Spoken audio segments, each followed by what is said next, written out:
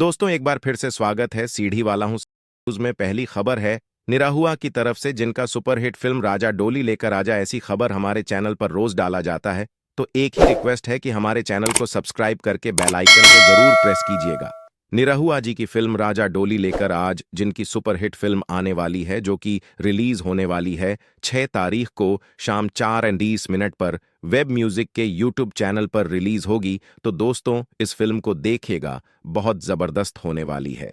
अगली खबर है भोजपुरी के ट्रेडिंग स्टार खेसारी लाल की तरफ से बहुत जल्द गाना आने वाला है, जो कि बहुत जबरदस्त गाने का नाम दिया गया है, जिस गाने का नाम है जय करेजा।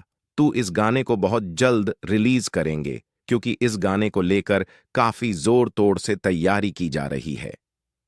अगली खबर है पवन सिंह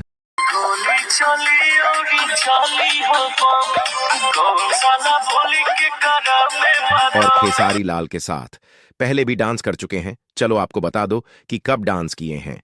धोनी 2019 में एक अवार्ड शो किया गया था सिंगापुर में, जो कि हमारे भोजपुरी के संगम कलाकार वहां पर गए थे।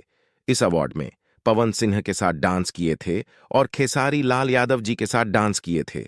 तो दोस्तों वीडियो को लाइक करके और चैनल को सब्सक्राइब करके बेल आइकन को प्रेस जरूर कीजिएगा। धन्यवाद दोस्तों।